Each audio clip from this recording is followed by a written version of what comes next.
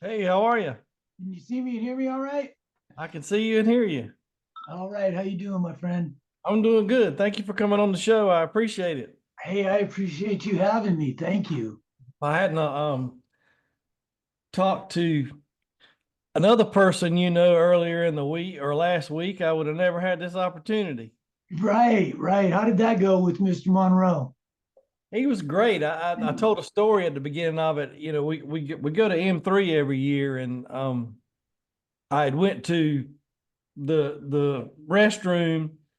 I had saw Paul walking around. I wanted to go up to him, see if I could get his autograph, see if I could get him to sign something. And he got out of my line of vision, but we were standing there in the bathroom, and I look over and he's standing right beside me in the bathroom. Oh, But he had already walked out and was gone before I could ever catch up to him. But M3 was the first time I ever saw. It was just Terry and Paul. At M3, but they played all the XYZ songs. That right. everybody wants to hear. It was Yeah. great to actually hear them after what 35 years of being a fan. So Awesome. Well, good. you're an awesome guitarist. I love your sound. I love, you know, people associate XYZ with the first time they saw Inside Out on Headbangers Ball. That's the first time I ever knew what you guys were. Right. But there were so many great songs on that album that weren't a video visual of it. I mean, you had Maggie. Yeah. After the Rain is just a great song. Just Terry and the instrument you playing. Yeah. It'll move you if you listen to it good enough. Yeah. Well, thank you so much. And Those then we are get in, great. and Those then are, we get into Face Down in the Gutter, and you guys were a whole lot heavier on that album. yes. And you're just an amazing guitarist, and I'm a huge fan. Well, thank you very much, Jeremy. That's very kind of you. Thank you so much. I understand you have a band called Diggs and Company now with Paul. That is correct. Yes. We released a video probably 2 weeks ago of a cover of When the Levee Breaks. I don't know if you've seen it or not. Just as soon as I got off with Paul, I told him, I said, I'm gonna go to YouTube right now and go watch it. I think it's great. It's Oh, great. great. Thank you. Is Yes, that it's is fun. that what is that your main thing you work on now? Yes. So we got together. We started this project about March. So it'd be around 7 months or so. And when we first started, we said, no pressure. Let's not judge. Let's just do some cover songs, just Right. get to know each other. And we started naming off all these different covers from so many different genres and styles. And so I kind of stepped up and I said, let's keep it simple. It seems like most of the covers are from the 70s. So Right. let's stick with 70s rock covers. And There you everybody's like, go. cool, let's just do that. So we started that route and we accumulated at that time, about 6 or 7 of them. Next thing you know, we had about 10 of them. But we were like, let's try moving towards originals. Let's start writing. Everybody was kind of getting antsy to do that, to see what we really had. And so yeah, we've been writing. We've probably got about 10 originals as well. So, they're in various stages right now, but we're working on the first one to be released. That should be released pretty soon, as a follow-up to When the Levee Breaks. So I'm excited for that. So we're in the early stages of putting that all together. I think it's great when bands do cover songs because you get used to listening to the Led Zeppelin version of it. But when Right. a band, when a band plays it and puts their own influence into it, Yes. you kind of listen to it in a whole different way. Yeah. It takes on a whole new Right. transition. Yeah. Because I And know there's a go ahead. oh no, I was just going to say, Led Zeppelin, from the time I was a child, discovering music has been a big part of who I am. I just Sure. a huge Jimmy Page fan. And so, yeah, I've always known the song as a Led Zeppelin song, but it was actually written, a little trivia, by Memphis Minnie and Kansas Joe McCoy back in 1927 about the great floods of the Mississippi. And they actually had a chance to record that song in 29. So I felt it necessary to include them, in the journey as well, because it's very significant, and it was a devastating flood, and it's always going on, every year there's some sort of natural disaster, hurricane Sure. or whatever. So yeah, very significant. And if you listen to the original, which we included in the video, Right. tagged it a little bit, very, very, very significant, very important. Like it's like I said, I thought one song comes to mind, Heart has a video on YouTube where they sing Stairway to Heaven, and Jimmy Page's son is playing the guitar in the song, and Oh, Jason Bonham is playing the drums.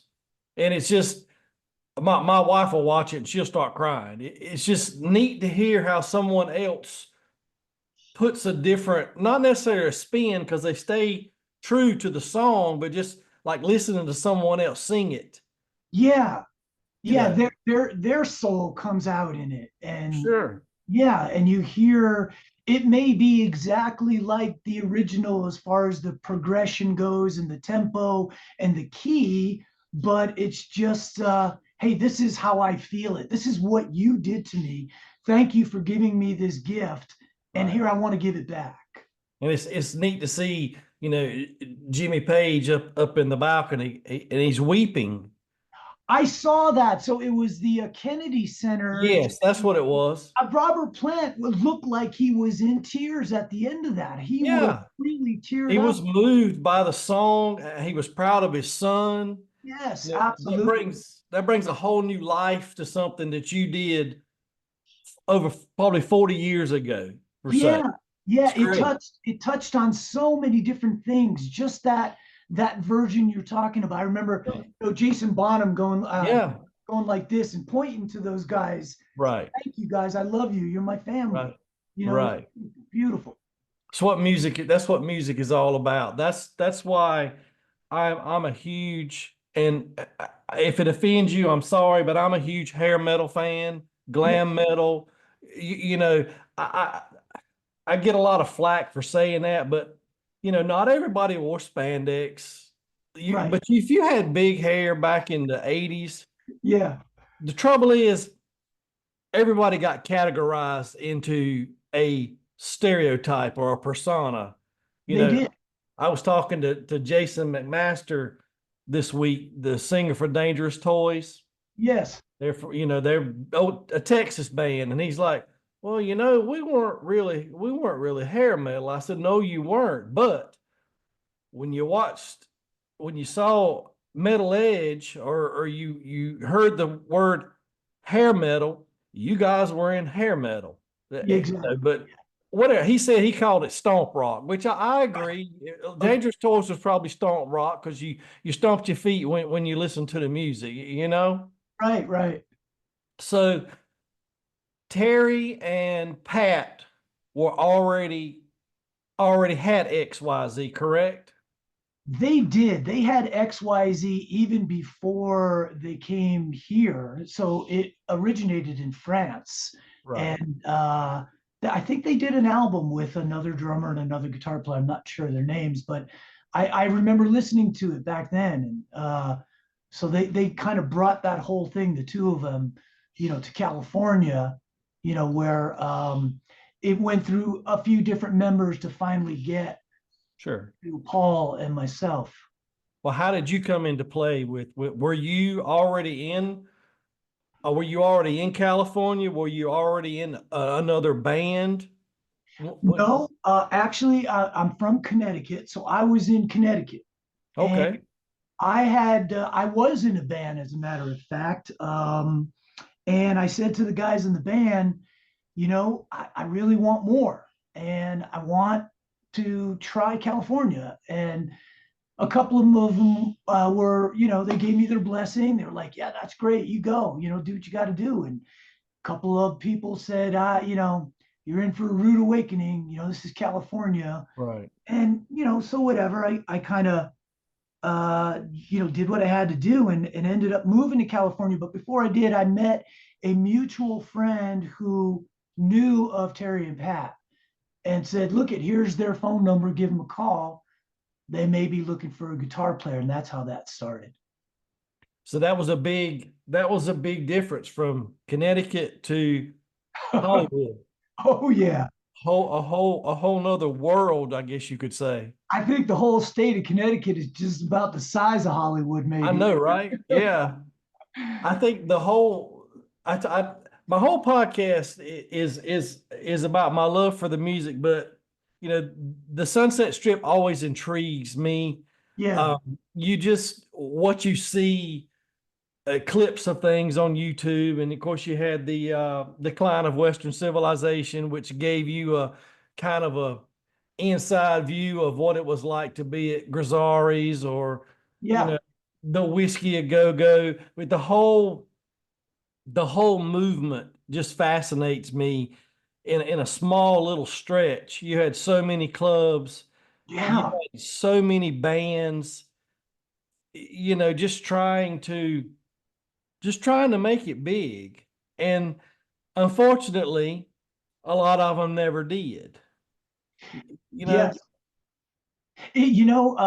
Jeremy, it was at the time, being so young, Mhm. and at that time it was like, okay, this is going on, this is what it is. But when you look back at it today, you're like, wow, what a movement that was. Yes. It was pretty heavy duty. I mean, it was like clockwork. As soon as it happened during the week, but it got real full come around Thursday, Friday, Saturday, packed cars, people just up and down both sides of the street. And, the clubs, you had the Whiskey, you had the Roxy, you had the Rainbow, you had Gazzari's, and, anybody who was famous would show up at any time and you would run into these people. And it was really very surreal, especially coming from a small little place like Right. Connecticut on the other side of the country. So, and you dream that, hey, one day I would like to see something like that, and it actually happened. So I'm very very blessed, very grateful. It was just a wonderful experience. Poison was just coming up. Guns N' Roses were out on the street, passing out flyers, or back then it was pay to play, so you had to sell tickets, Right. Warrant, just and on and on and on. And these people, you pass them, on the street, hey, what's up? Uh, and then there was a famous place called Rock and Roll Denny's. It was a Denny's down Well, I further. never, I've never heard of Rock and Roll Denny's. Yeah, Denny's restaurant, all night. Wow. And they ended up calling it like Rock and Roll Denny's. But yeah, everybody would meet up there about 2, 3 o'clock in the morning for pie and coffee or whatever, you wanted. And so, the party kept on, So yeah, just really fun times, really. I taught, you get an image in your head about the whole Hollywood scene, and you kind of get the image of it's cutthroat. Everybody's crawling over everybody's backs, this, that, and the other. But the more artists that I talked to from that decade, it really wasn't that way, because you go to a club and there may be a five bill band. Okay. Right. Okay. Your amp just went out. So you go borrow an amp from, say, Oh, Jerry Dixon from Warrant, or your microphone stopped working and you go borrow, the more I hear about that, the more it was, you were out to get a record deal. I understand that, but it was more like a brotherhood in absolutely. a lot of ways. Yes. I think that's great. Oh, it is. And I mean, that just shows you. I mean, everybody, I really don't know that. I think there was more. What I'm trying to say is there was probably more people that came from out of state to try to Right. do the same thing. So Yes. everybody was kind of like in this whole thing together. Everybody was just, hoping for the best and just cheering everybody on. There was a lot of great talent out there at that time. And it's funny. I have no idea what it's like today. I heard it's completely unlike it used to be. I don't know. Do you? I talked to a gentleman, his name is Justin, and he's in a band called Cruella de Vil, and he's recently moved from that area. But he says, the clubs, they still have people there. They're trying to do a resurgent of, there's bands out there now that sound just like a Faster Pussycat, that sound just like a XYZ, that sound just like a Guns N' Roses. They're trying to make their mark on it, but you see a lot of them I've talked to, you see advertisements, and it may be a year from now, but they're going to play the Whiskey a Go Go again, Right. 35 years later. But I don't. This music is trying. I think is trying to make a resurgence, but I Yeah. don't think Hollywood will never be what it was in the 80s. And I think for it served its purpose. Does that make sense? Look Absolutely. at what it launched. Yes, in the sky was the limit at 1 minute, and the next thing you know, you hear "Smells Like Teen Spirit" by Nirvana, and the whole thing just comes to a crashing halt. But I honestly, in my heart, believe a lot of the bands that tried to squeeze in there around 88 or 89, they took the bull by the horns. They wrote it as hard as they could because they knew Yeah. it was going to come crashing down. It's a Yeah. shame. It's a shame it did, but Yeah. I don't think it would be what it is today if it hadn't happened the way it did. Does that make sense? Absolutely. I agree with you. You know, Yeah. because I remember the time very well, and unfortunately we were at the tail end of that yes, 88, 89. I think the first record came out 89. I mean, it just happens when it happens. It just tells me we weren't ready prior to that. That was our right, time. And unfortunately, the door wasn't all the way open as it would have been in the past. It was starting to close a little bit, so we had to sneak in. But we didn't get too much time right, to advertise the product, so to speak, sure, sure, because Seattle was that was such a force. I mean the big four, Nirvana, Soundgarden, Pearl Jam, Alice in Chains. yeah. That was a force, so that had to do what it was going to do. And it changed, and just like as big as that was, it had to come to an end as well and move on to another chapter. So I think that the 80s era, even the grunge era, I wasn't a grunge fan, but I did like, Jerry Cantrell from Alice in Chains. I oh mean, that guy's crazy. He yeah, is such a great guitarist, absolutely. Great and guitar sound too, man. I enjoy listening to, a lot of his music. Even when he did a solo album that came out, I went out and bought it because I just like the way he sounds. I Yeah, didn't necessarily like grunge, right. but I believe the 80s era and the grunge era. After that, there really wasn't in my I don't an era. Does that make sense? It was just music was music was either pop, it was rap, it was, you have the bands that are heavy, but it wasn't a grunge or a hair metal. It was a like I getting into an era that I don't my wife like Good Charlotte was a band. Yeah, I know what you mean. So we're talking, It was still rock, but it wasn't. Does that make sense? yeah, mid 90s perhaps. Yes. A lot of diversity Right. started to come out, and a sort of a melting pot where There you go. now you had you had the computers and, doing it from home technology kicking in, and then YouTube and all that kind of stuff, was starting to happen. And there was so much diversity, where they showcased so many different styles of music all at the same time. It Right. wasn't just a group of rock bands.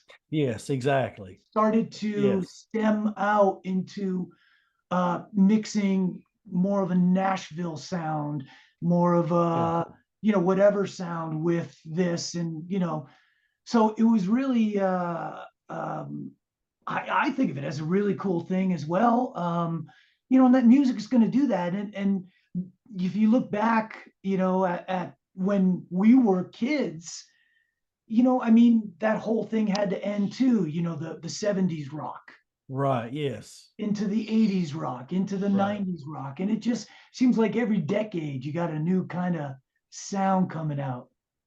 But I got in the truck when I was young, you'd get in your vehicle and you would be on a classic rock station Yeah. and you would listen to Led Zeppelin, you would listen to Molly Hatchet, you would Yeah. listen to Leonard Skinner. Yes. That was classic rock. So I get in the truck a couple of weeks ago, same classic rock station that's always been in Raleigh, North Carolina, Yeah. and get in there and I actually heard Shout at the Devil on a classic rock station here in Raleigh. There you go. So I'm thinking, well, I guess I'm getting older, whether I want to say I am or not. So now classic rock is Poison, Warrant, Yeah. Heart. That's classic rock now. So it's, Yeah. And you know, then, pretty soon, when you think about it, those newer bands from the 90s are going to be classic rock. yes, they Three will. doors down, they're going to be There you classic. go. Yeah, Essence, they're going to be classic rock. right. Yeah. So, but that just, it just goes to show you, we're sitting here talking about music. Music is so great. On Friday nights, sometimes me and my wife will just cut on Sirius satellite radio on the app on the television, and Yeah. we're into a station called Yacht Rock right now. I've heard of that. And they play America, they play Bread, Oh, okay. Yes. Gotcha. kind of mellow Yeah. rock tunes, and I remember hearing these songs when because I was born in 71. So when I was old enough to remember songs, I remember these songs playing on the radio. Yeah. But when I was growing up, my parents, I was raised on the platters, Yeah. the 50s, 60s type music. That's what my parents, and it's Yes. funny, you kind of listen to what I don't have any brothers and sisters, so I listen to what my parents listened to. I have a Right. 25-year-old daughter that loves hair metal just as much as I do because when she was about 2 or 3 and could sit in the car seat, she was listening to XYZ, Heaven's Edge, Lillian Axe, you name it. That's what she was Right. listening to. But Right. the point I was trying to make, I talked to a lot of people, and if they had brothers, they listened to their brothers' albums, Right. and that's what inspired them to the music they followed and the sound that kind of followed with them. So it just goes to show you that music influences our life every day.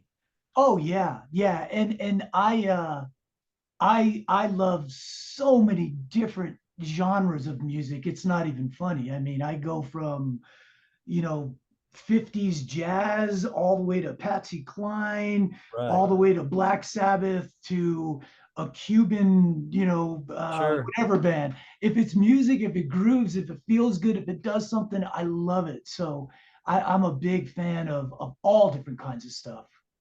So when let's just say when the train stopped with hair metal Yeah. and you XYZ released an album after Face Down in the Gutter. After right? Hungry, yes. After Hunger, yes. After Hunger, yes. Were you on that album? Well, there was two albums. One of them was a live album, and of course that Right. was me. The other one was Forbidden Demos. That was me and some other people in the past. But then I heard that they did, I guess, officially do an XYZ 3, and I was not on that. No. Well, what did you do after?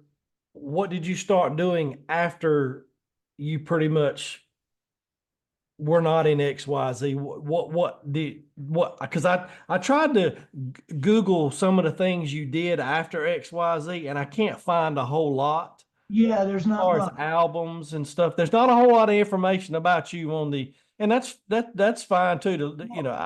Yeah, Basically at that time, I was I didn't have YouTube. I didn't have social media to let me know that there were people out there who really wanted, that music was carrying on in the background, hmm, but I didn't know, because I didn't have the capabilities at sure, the time.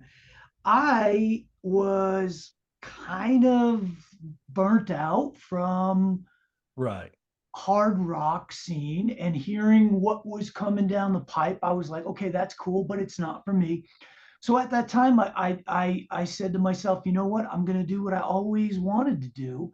I'm going to play blues. And I went down the blues rabbit hole for 25 years of just going to school and learning from the greats and getting to know the language and the people behind it. And, I just spent so many years just studying and studying and going through different vintage guitars and vintage amps, trying to find the sounds and playing in some local bands and doing that whole thing. But yeah, just a big blues fanatic. And I always was. I had the good fortune of when I first started playing guitar back in Connecticut, one of my teachers turned me on to BB King and turned me on to Albert Collins and opened my eyes to the Allman Brothers and said this is blues and it's all different kinds of blues, but this is sure. blues and this is important to know. And I fell in love with it. I was just,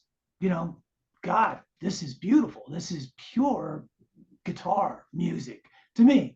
And of course, we did what we did with the XYZ thing. There wasn't really a format that we had to kind of incorporate blues. It wasn't that sort of movement. Right. So yeah, it was something I always wanted to do, and I felt, at that time it was really, it was just the right time again to just, kind of go down that whole thing and learn how to play slide guitar and just get into all that. And what a great ride it's been because it has reshaped my playing. It gave me new life, new ways of thinking about playing lines and stuff like that. So yeah, really big blues fan.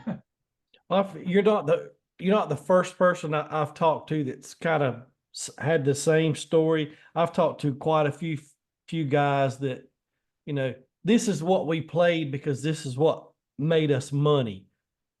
You know, this is what we went out on tour for. But when I got out of this, you know, I met it with a couple of guys that I was still in contact with over the years, and we just put a little band together. And like Steve Blaze from Lillian Axe is an example. I don't know if you know Yeah, Steve, but he's one of my favorite guitarists too. I can listen to that cat play. He just, you can tell by someone's facial expressions. You know, when I was a little kid, I was always like, this guy looks like he's about to cry while he's playing his guitar. But now I understand what was coming out of that person's spirit and heart was coming yeah, through what he was playing.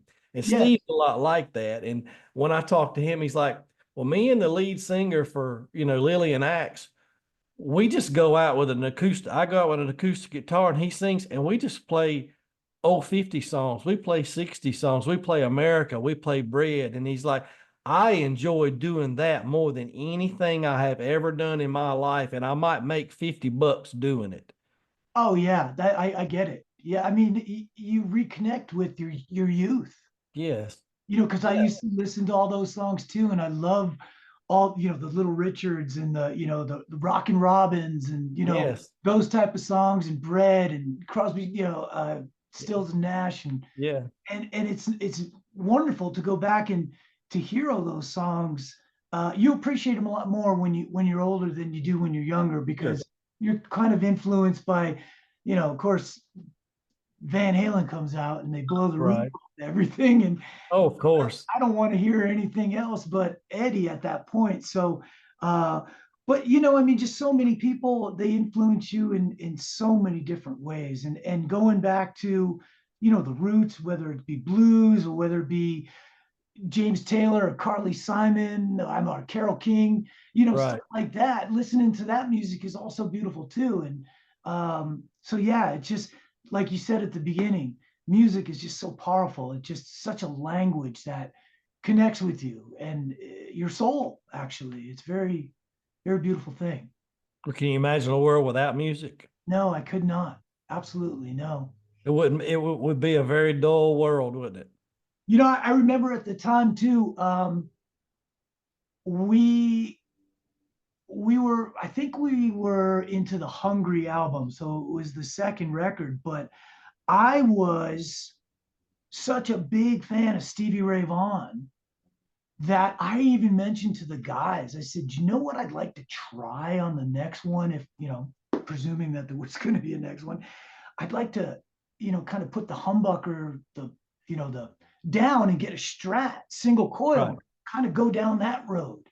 And everybody in the band was like, nah, nah, that's not going to work for us. It's probably not a good idea. It's great that you think that way, but so anyway, my point is, I just wanted to try different things always, different kinds of stuff, and I've always been a big jazz blues fan for forever and ever, and nothing wrong with rock and roll. Love a good old rock song as well. Well, did the record companies determine? I've never really asked anybody this, but did the record companies determine what your sound was going to be like? I mean, No, no, no, no. They had already put their chips in right. when they heard you, which is Okay. why you got signed. It's like, okay, we're gonna go all in on you guys. We like you guys. We like your sound. So they would. I remember back in the day, there was an A&R guy for a record Okay. company that would show Yeah. up, and his job was, just that, to listen in and so yeah, they do like to talk to you from time to time about things like that, and when they hear something they question it, and when they hear something they like, they don't, and so but for the most part, they left us alone. We kind of just did our thing, and Well, I remember when I first, like I say, when I was in high school, what you did on Saturday night was, you made sure you were home by 11 o'clock so you could cut MTV on and watch the Headbangers Ball. right. And like I said, the first time I ever saw you guys, what what the band was all about, how your movements, how your mannerisms, all of course inside out. But I had read about you in Metal Edge, and I remember very well. I used to read Metal Edge from cover to cover, and I would read Rip magazine from cover to cover. Just learning anything I could about the bands, you guys, any bands they would put. But I remember distinctly before you guys came out, they have a strong docking sound. Yeah, Mark sounds a whole lot like George Lynch. Well, I don't think you sound like George Lynch personally. I think you got your own distinct sound. thank you. When you hear George Lynch, you know it's George Lynch. Oh yeah. You hear Eddie Van Halen, you know who it is without even looking at the screen. Oh yeah. But my point is how how how was it working with Don Dokken? You hear a lot of bad things about him and you hear a lot of good things about him, but Yeah. he's a very intelligent, smart Yes. man for what Yes. he's done all these years. Yes. And he was awesome, absolutely awesome with us. Yeah, I had the greatest time. Um, I remember when he came to see us, we showcased for him because we were looking for, a producer. And I remember that night, he showed up and he said, "Yeah." He goes, "I want to do this." And it was like, wow, that was huge. Because here I am being in Connecticut, not that far back, right? And Right. listening to Don and George and go, Yeah. wow, man, these guys are great, And here I am, having a chance to work with them. And Don, he's so intelligent when it comes to music. He really, he just takes his time. He knows what's right. He knows what to do, what not to do. I mean, he's just got great advice. Um, Fun to work with. Of course, his track record with Doc and all those great albums they did, Oh yeah. just awesome. So yeah, I mean, such a treat to be able to work with him. It was a lot of fun. Well, I know just I've got pretty much all of Dawkins' albums. You see, I pinned my albums to the wall back there. I told my wife, I was like, I'm going to create me a background. I'm going to pin my albums to the wall. There you So I go. would have a background because I was always the person, and I'll put you guys in that category. I was always the person that liked the underrated hair metal bands. You had your Poisons, you had your Warrants, you had your Dawkins and Motley Crue's. I liked XYZ. I liked Hurricane Alice. I Ah, liked yes, Babylon AD. yes, These are the bands, and when everybody was going to the tape store to buy Girls, Girls, Girls, I was going to buy XYZ or who, and they're like, I never heard of these guys before. It's because I right, read Metal Edge magazine and I recognized I would look to see if some of these people I saw towards the back of Metal Edge were actually going to be on MTV. And sure enough, there you guys were. But those are the bands that I gravitated to. And a lot of times, the only time, because when you're in high school, when you got to pay $8.99 for a cassette tape, chances are you're going to buy one that you saw on MTV. But, right. back then, you depended on, Joey buying the new LA Guns and Timmy buying the new Motley Crue, and you go to each other's house and you put a Memorex tape in there and you dub it. Right. That's how music spread in the area that I lived in at the time. Yeah, me too. Check these guys out. I made you a copy of the cassette. Yeah. There Or you you'd make or you gave you a cassette tape with 4 or 5 different songs from different bands on there, or whatever, that you just happened to. But it was I I talked I talked to Paul about this, and we agreed on it. Back then, that was the ultimate way to that's the only way you had to spread music. Yeah, You that know, was it. Was either word of mouth, buying an album or a cassette right. or an 8 track if you want to go back a little. Yeah, there you go. But Guys, nowadays, you could sit here right now and play a guitar solo and put it on Instagram or TikTok, and 2 million people have seen it in 2 seconds. yes, Where back then, yeah, the tape might wind up 6 months later and 15 people have actually listened to the tape and recopied it. So, and people came in concert around here, not all the time, but you stood in line at Ticketmaster. You didn't go on your phone and get in a queue. You actually stood in line and you got a paper ticket when you walked up there. yeah, And it was fun to going to concerts back then. And we actually had 2 small places here. We had the Flaming Mug and the Switch. One yeah, was in Raleigh and one was in Fayetteville. And yeah, I remember that there was so many big, great bands that went through those little small places. right. I bet. I remember in high school, we went and saw a band called Cold Sweat, and the band Sabotage was actually opening for them in a place that's about half as big, a little bit bigger than the room I'm sitting in now. Wow. But that was what the movement was all about. Every Friday and Saturday there was a couple of bands. Like I said, it was some big names that came through there. Rat, Dokken, big names. You guys may have played at one time. I'm not sure. I'd have to research it. Yeah, we went through the Carolinas a few times. I can't remember the names of the venues, but yes, we definitely went through there. Um, as a kid growing up in Connecticut, which is kind of strange because it's so, up there East Coast wise, Southern rock was huge. And I was a huge Southern rock fan. So, Skinner and Molly Hatchet and, ZZ Top and the Outlaws and, on and on, the Allman Brothers and just on and on.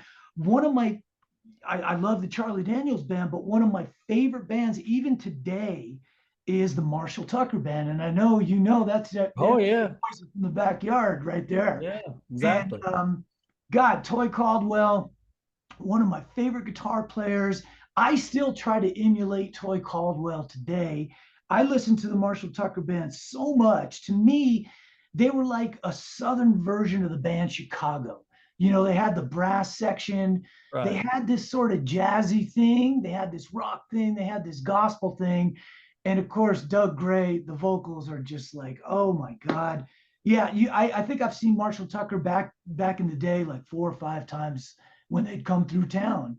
Right. So anyway, yeah, I remember being in the Carolinas because uh, of them, just one of my favorites. Yeah, down here, Southern rock. Just my memory as a younger person, it was Marshall Tucker, it was Molly Hatchet. Charlie Daniels is, I believe, from North Carolina, if I'm not mistaken, or South Carolina one. Okay. He's close, was from close to here. I thought he lived up toward the mountains of North Carolina, but I may be wrong. But yeah, those are the best. Leonard Skinner. I mean, you see Leonard Skinner stickers in the back of people's windows or bumper stickers, even to this day. Yeah. But that's a No. good homage to a Southern atmosphere, a Southern genre that Yeah. people still, Leonard Skinner comes to Walnut Creek here in Raleigh every year and it sells out. Yeah. People still love to come see it and they wear their old regala and Yeah. you know, drink a couple of drinks and hoot and holler and Yeah. it's fun. That's what it's all about. Absolutely. Yeah, that's good. That's good music. I love that territory. Northern Florida, Alabama, Georgia, all into the Carolinas, that it just there's something about that part of the country that puts out the kind of music that's obviously different from the West Coast, but um, I've connected to it so much more. There's something about it. Well, you know what? There's nothing like I've never lived in Connecticut. Or where do you live at? Where do you live at now? I'm in Albuquerque, New Mexico. Albuquerque, New Mexico. Okay. I've never been to Albuquerque. I've never been to Connecticut, and I've never been on the West Coast. But I'll tell you, I've lived in the South for 53 years. I got the Southern accent. I'm a Southern boy, and there's nothing like living in the South. But other people can say, well, there's nothing like living in Connecticut, or there's nothing like living on the West Coast. But it's just the South is just a little bit laid back, more paced than most. And a lot of people move to the South because they like the culture and the Yeah. the the laid backness and not necessarily slowness, but you still have tobacco fields here. You have soybean fields. I can every morning. I can't wait to get up because I can open my blinds where I'm at, and there may be 5 deer walking across the yard, or I put corn in the backyard and feed the deer, and there might be 5 or 6 of them out there. And you can Yeah. walk out on the porch and they won't even run from you because they're hungry. They want to eat. So Yeah, no, that's beautiful. It really is. That appeals to me. It always has. I love the Southern lifestyle so much. I'm Yeah. so glad you still make music. Like I say, I love XYZ. I can listen to both albums and I love every song. You are a great, great guitar player Uh, and you are a great man from just sitting here talking to you. And you know Likewise. what? You took a 25-year hiatus and you played blues, you got into something that you loved doing and you learned. And Yeah. I think that's great that you got away from what you did for years, hard rock, hair metal, whatever you want to call it, and you started playing blues and you enjoy it. And I'm so glad you and Paul have gotten together Oh, me too. and you Yes. got a project going on. And I hope Paul said, I don't know if we're going to tour or not. We got to get a record first, and then maybe we might just go play some places. He's like, I really don't want to do that, get back on the road thing again and have to do that. But local places, close places to be able to play our Yeah. music. He said that sounds like that sounds like a lot of fun. Yeah, we're not quite there yet. We're at the crawling stages right now. So Sure. once we get our legs, we'll figure out what we got to do next. But it's been really fun working with these guys. Lee is from London. Lee Small, the singer, he's Right. from London. So we've never even met in person. Oh, Uh, really? we Wow. never met in person, and we communicate, through texting or we talk on the phone. And of course, there's a 7 hour difference in Yes. time, so um, we work around that. But I come up with something and send it out to these guys, and Lee sends it back to me with a vocal on it and a lyric, and I'm like, wow, man, that's fantastic. He just kind of reads my mind. He knows, Sure. we started to try to get to know each other, and we're starting to get to know each other. So we've got a lot of good original material coming out pretty soon. 35 years ago, did you ever think four people can be in four different places at one time and make a song? No, It's crazy. isn't it? Yeah. It's nuts. I mean, everything we have not, we do everything through like a Dropbox account or Sure. one of Yeah. those. We Right. we just send files to each other, and Yeah. everybody does their thing, and it ends up, it comes back, and we mix it up, and there you go, we're done. It's like, wow, that's crazy. I mean, back in the day, right? Doing all those videos, being on scene, on location, and the cost of two hundred and fifty Oh, yeah. thousand dollars to do a rock video. These days they're shooting them on their iPhone, and they got a green screen behind you, and Yeah. popping you somewhere in another Right. world, and the whole band is together, and it's like, Yeah. wow, man, it's just technology is amazing. And the technology that you have nowadays to make a video per se. I know I was talking to David Reese. He was in Bangalore Choir and he sang in a set for one album. But anyway, he said, you signed that record contract and you think you got it made, but it's like a slice of pie. This Yeah. person's got a slice. All right, then everybody wants to make a video. Okay, you had a video that cost you $300,000, but you got to sell so many albums to recoup that $300,000 that you spent on that. He's like, but now I downloaded a program on my computer that I paid $19.95 a month for, and I can put four people in something at one time, like we're in the same room, and it cost me $19.99, and I don't owe anybody nothing. I know. Great. Isn't that nuts? That's technology for you. That's the age we live in, whether we like it or not. But you know what? The good Yeah. old days are good too when you're sitting there in a room in a sound booth recording a drum track, or you're recording your guitar tracks in a room, and you got to record your vocals, but you're all together and you get tired of each other and you fuss and you argue and those were good days too, because there's some great music came out of those days as well. Oh, absolutely. All those people who went through all that stuff, I think it appeals to this generation as well. I mean, they like to know what was it like, back when Hendrix was, in the Yeah. studio, or, Right.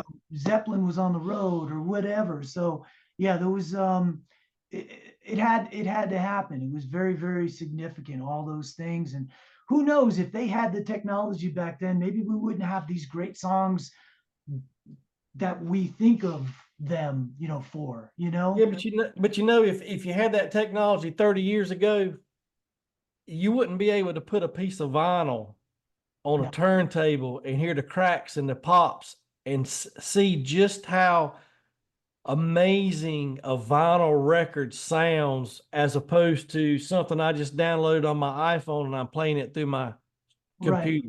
There's a world of difference in that. Yeah, there is. There's a lot of depth to it, isn't there? There's something that it's just magical. Well, sir, I know you're a busy man, and this is the only band that I've actually talked to all four members of the band. I feel Oh, like I accomplished something.